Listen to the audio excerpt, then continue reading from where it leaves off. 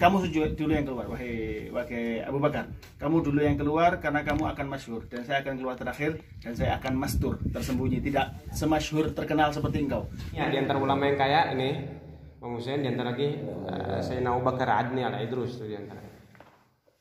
Semoga nular. Amin. Nah, mudah-mudahan bisa nular. Amin. Amin. Khairul lutuf wa afiyah insyaallah.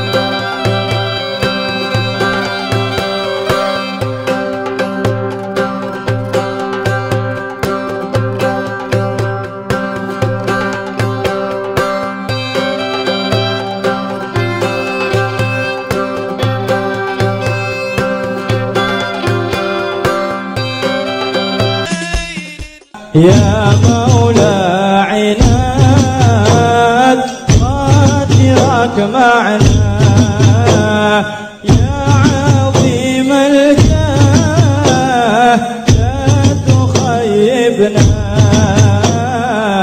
يا عظيم الجاه لا تخيبنا يا مولى عناد خاطرك معنا يا مولى عناد خاطرك معنا يا عظيم الجاه لا تخيبنا. Assalamualaikum warahmatullahi wabarakatuh. Alhamdulillah, tadi kita sudah selesai ziarah di tempat makam Syekh Abu Bakar bin Salim. Dan sekarang kita berada di Masjid Syekh Abu Bakar bin Salim radhiyallahu ta'ala anhu, dan sebentar lagi kita akan naik ke atas tempat ibadah, ya, ma'bad atau tempat ibadahnya Syekh Abu Bakar bin Salim. Syekh Abu Bakar bin Salim ini terkenal dengan Sari'ud Darq, ya, Sahibud Darq. Dibilang Habib Ahmad bin Hasan Al-Attas waktu ziarah ke Fakhrul Wujud, keluar dari sini Fakhrul Wujud, langsung dia mengatakan, ya bin Salim, wahai bin Salim, wahai bin Salim, wahai anaknya Salim. Ditegur sama orang yang nemeni, kamu tadi dari pemakaman Zambal ke Sayyidina Fagi, Sayyidina Al-Idrus, Sayyidina Umar Mukhtar, kamu udah pakai bilang gitu, kok di sini bilang gitu? Kalau Sayyidina Fakhrul Wujud ini Sari'ud Darq, kalau diminta langsung kontan, cepat ngasihnya. Nah, seperti itu. Dan pernah satu kejadian, satu hari khodimnya Syekh Abu Bakar bin Salim, pembantunya Syekh Abu Bakar bin Salim, ketemu satu orang bingung gitu. Kenapa kamu bingung? Kenapa kamu bingung? Dia jawab, onta saya hilang. Onta kamu hilang? Onta kamu ada di Syekh Abu Bakar bin Salim. Oh iya, langsung. Si orang ini kehilangan onta yang badui itu, berlari ke tempat Syekh Abu Bakar bin Salim. Ya Syekh Abu Bakar bin Salim, saya mau minta onta saya. Onta apa? Onta saya katanya ada di kamu. Siapa yang bilang? Pembantu saya. Mana panggil dia? Datang. Siapa yang bilang onta dia di kamu? Di saya. Kata si pembantu Syekh Abu Bakar bin Salim, kan engkau pernah bilang, katanya dunia ini ada di antara jari jemarimu aja, kecil di hadapanmu. Kan berarti kamu bisa kelihatan, mau ada kecil kok. Tidak mungkin onta ini berada di luar dunia, pasti ada di dalam dunia. Karena dunia ada di tanganmu, berikan tahu dia. Oh, ya sudah, dipanggil si Badui. Si Badui, kamu pergi daerah A, ontamu sekarang makan di pohon di daerah A tersebut. Pohon ini. Untuk langsung si Badui datang ke sana dan mendapatkan ontanya. Dan si Abu Bakar misalnya memanggil pembantunya, pembantu, kamu jangan pakai kayak gini lagi, tidak boleh. Jangan pernah bilang orang lain. Kalau ada orang meminta tolong, ya saya tolong, tapi tidak usah diterang-terangkan sama orang lain. Nah, seperti itu. Karomah para wali-walinya Allah Subhanahu wa taala. Begitu pula karomah Habib Ja'far yang semakin terpancar setelah wafatnya beliau. Dan mudah-mudahan kita selalu mendapatkan keberkahan beliau. Amin ya rabbal alamin. Assalamualaikum warahmatullahi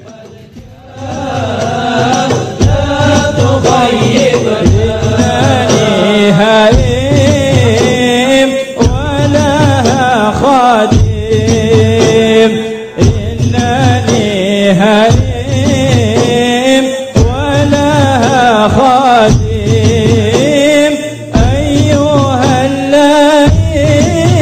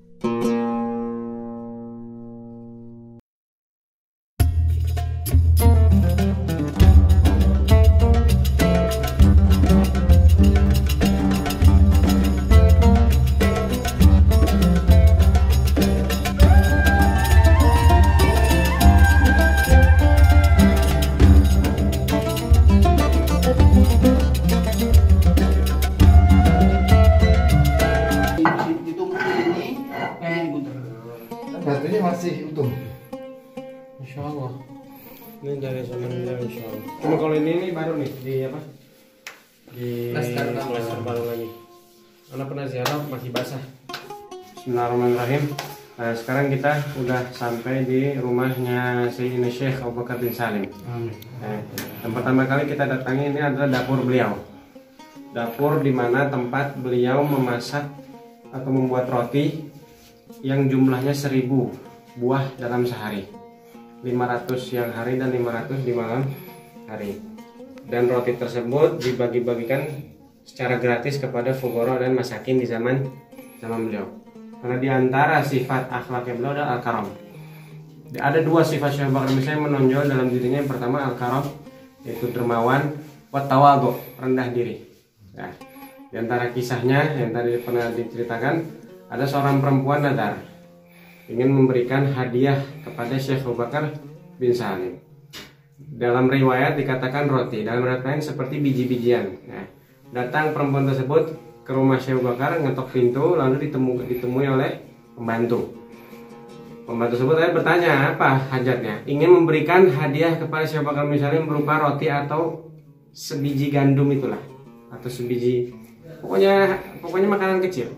Kata dia, Khadim, udah nanti pulang aja ngapain? Syekh Abu Bakar bin Salim nggak butuh, dan Syekh Abu Bakar bin Salim itu tiap hari bikin roti. Istilahnya bahasa itu nggak ada efeknya kalau nanti ngasih. Percakapan tersebut terdengar oleh Syekh Abu Bakar bin Salim. Lalu perempuan tersebut keluar dalam keadaan hati yang sedikit hancur. Lalu Syekh Abu Bakar bin Salim turun memanggil perempuan tersebut. Tali ya jariyah. Apa ini? Oh Masya Allah, Alhamdulillah, syukur, Anda terima kasih atas hadiah yang kau berikan. Beliau bersyukur dan perempuan tersebut berbahagia sekali karena hadiah diterima oleh Syekh Abu Bakar bin Salim. Setelah beliau masuk, beliau menegur siapa? Pembantunya. Lalu berkata, man lam yashkur bil galil, lam yashkur bil katsir. Orang yang nggak bersyukur dengan hal yang kecil, maka nggak akan bersyukur dengan hal yang banyak. Wa man lam yashkurin nas, lam yashkurillah. Yang tidak bersyukur kepada manusia, maka tidak akan bersyukur kepada Allah Subhanahu wa Ta'ala. Dan insya Allah kita akan ke atas menengok kamar beliau. Bismillahirrahmanirrahim. Nah, sekarang kita udah sampai di kamar Sayyidina Syekh Abu Bakar bin Salim. Kamar tempat beliau tidur, ya. Dan di sini ada ranjangnya beliau, dan ini asli kayu ranjangnya beliau di zaman itu. Nah, di sini ada banyak tamu kadang suka datang ke sini, ya. Nah, ada satu kisah yang unik di antara karomahnya Syekh Abu Bakar bin Salim, yaitu kisah cangkir kopi. Gimana kisahnya? Jadi waktu itu ada salah satu orang soleh yang bernama Syekh Abdurrahim Al-Basri, Sayyid Abdurrahim Al-Basri, orang Mekah. Datang ke Syekh Abu Bakar bin Salim mengeluhkan sikap istrinya. Istrinya tuh bahasa kita tuh gel adab, nggak beradab. Karena apa? Karena istri dari golongan orang kaya dan Syekh Abdurrahim ini orang standar. Dan keluarga istri juga memaksakan Syekh Abdurrahim untuk menceraikan istrinya. Akhirnya beliau udah nggak kuat, ya. Beliau kabur ke Syekh Abu Bakar bin Salim ke Hadramut. Sampai di Hadramut beliau bertemu dengan Syekh Abu Bakar bin Salim menceritakan apa yang sedang beliau alami. Akhirnya Syekh Abu Bakar bin Salim mengambil segelas kopi, finjan berwarna hijau waktu itu, ya, dan katanya ada tulisannya. Diambil kopi tersebut, ditaruh di mana? Di jendela tersebut, lalu dibuang kopinya. Lalu Syekh Abu Bakar bin Salim bilang apa? Sudah, sekarang ente pulang ke Mekah, ente bakal temukan istri ente dalam keadaan bekhair, sehat wal afiat. Kalau ente temukan ada finjan tersebut, ada tulisannya, maka udah insya Allah tawak katanya. Langsung deh, istri ente bakal berubah 180 derajat jadi cinta men. Akhirnya pulang ke Mekah. Subhanallah, ditemukan di kamarnya ada cangkir yang bener-bener dipakai Syekh Abu Bakar bin Salim. Diminum sama istrinya. Dan istrinya jadi sangat-sangat jatuh cinta kepada Syekh Abdurrahim. Bahkan keluarganya itu memaksakan Syekh Abdurrahim untuk masuk sama istrinya supaya melakukan hubungan. Akhirnya setelah itu mendapatkan anak yang bernama Umar. Dan anak tersebut dinamakan oleh Syekh Abu Bakar bin Salim. Ya, Syekh Abu Bakar bin Salim menamakan namanya Umar. Dan Umar ini siapa? Sayyid Umar Basri ini adalah seseorang yang menhasyahkan Tuhfatul Muhtaj yang terkenal. Hasyah Syekh Umar Al-Basri. Ya, subhanallah, itu diantara cerita karomahnya Syekh Abu Bakar bin Salim. Bismillahirrahmanirrahim. Alhamdulillah, kita sekarang sudah sampai ke salah satu kuburan wali soleh Imam Ahmad Syahid bin Faqih Muqaddam Muhammad bin Ali Ba'alawi. Dinamakan Asy-Syahid, dan ini termasuk anak yang paling kecilnya Faqih Muqaddam, anak terkecil, ya, anak bungsu. Beliau namakan syahid karena beliau memang berangan-angan untuk mati syahid. Akhirnya beliau ditakdirkan mati tenggelam di daerah sini. Karena waktu itu ada banjir besar, beliau tenggelam dan jasadnya itu subhanallah qadarullah nggak bisa diambil. Akhirnya dikuburkan di sini, di samping Masjid Bagusya. Nah, beliau ini termasuk wali soleh kabir, termasuk di antara cerita yang diriwayatkan oleh Habib Muhammad Khair dalam Al-Ghurar. Suatu ketika ada dua orang, ya, ada dua orang di penjara oleh sultan di zamannya. Lalu si anak buah sultan memberikan memberikan pilihan. Ente mau anak bebasin tapi bersyarat atau bebas sendiri? Bebas dengan sendiri. Ini kakinya diikat. Kata nih dua orang ini, kita mau bebas sendiri. Kita akan melepaskan ikatan kita sendiri. Akhirnya ditanya satu sama lain, ente ngelepasin dengan cara apa? Berdoa dengan wali fulan. Yang satunya mengatakan, ente dengan apa? Anak ingin berdoa tawasul dengan Imam Ahmad Syahid. Ya, karena setiap hari kalau anak ada hajat, anak pasti tawasul dengan beliau, maka pasti hajatnya akan dikabulkan. Akhirnya yang satu tawasul dengan wali tersebut, yang satu lagi tawasul dengan Imam Ahmad Syahid. Akhirnya dua-dua langsung terlepas ikatannya dengan sendirinya. Akhirnya dia bebas tanpa syarat. Lalu ada lagi cerita bahwasanya salah satu orang berkunjung ke rumah salah satu masyayikh Bagusyair, namanya Sahal Bagusyair. Lalu Sahal Bagusyair ketika orang tersebut datang ziarah sudah menerang bahwasanya ente habis ziarah Syekh Ahmad Syahid. Nah, katanya habis ziarah Sayyidina Ahmad Syahid. Apa kata Syekh tersebut? Syekh Sahal bilang, nah, ziarahi beliau sering-sering, karena cahaya dari Allah Subhanahu Wa Taala itu akan menuju Rasulullah SAW, dan dari Rasulullah SAW akan diterima oleh Ahmad Syahid, dan dari Ahmad Syahid akan tersebar luas untuk para syahid. Nah, insya Allah kita yang ziarah di sini akan mendapatkan minimal sedikit cahaya yang disebutkan di dalam riwayat tersebut, dan mudah-mudahan mendapatkan keberkahan dari Allah. Amin.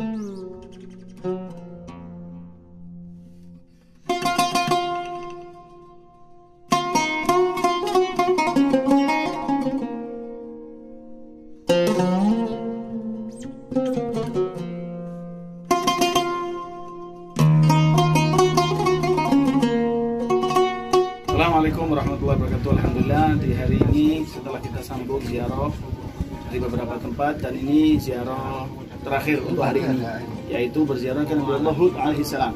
Dan acara runtutan ritual daripada berziarah Nabi Hud yaitu dengan tadi kita mandi, tapi karena airnya sedikit kita cuma wudu dan sholat di tempat Hasa Umar Mahmud. Langsung kita sambut ke sini, kita mengucapkan taslim. Nah, dikatakan di sini adalah tempat kumpulnya malaikah. Ya, istima'ul malaikat, tempat kumpulnya malaikat. Nah, kita mengucapkan taslim, salam, menghadirkan roh para malaikat, menghadirkan para nabi, para rasul. Di sini kita hadirkan para aulia, solihin, kita hadirkan di sini. Setelah itu kita sambung, nanti kita naik ke maqam Nabi Allah alaihi salam. Dan di sana kita akan membaca Yasin dan tahlil atau membaca surat Hud. Ya terserah, nanti kita naik ke atas, doa, dan kita minta hajat-hajat kita dan hajat-hajat para jamaah semuanya. Ya, yang ada di DWF juga, insya Allah semuanya. Mudah-mudahan kita semua hajatnya dikabulkan oleh Allah Subhanahu Wa Taala. Dan dikatakan di sini, nah, kan ini tidak ada airnya. Ya, kalau debu sampai melebihi bibir sumur ini, maka akan kiamat katanya. Wallahu a'lam. Ya,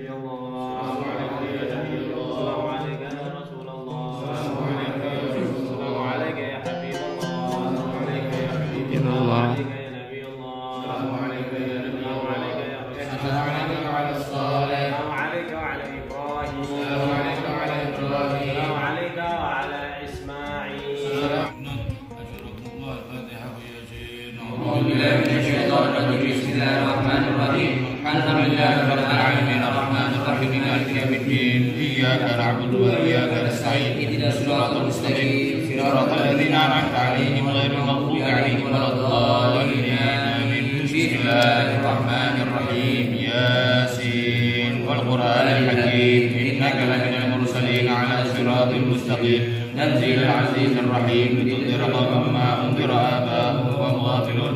Laqad haqqal qawlu ala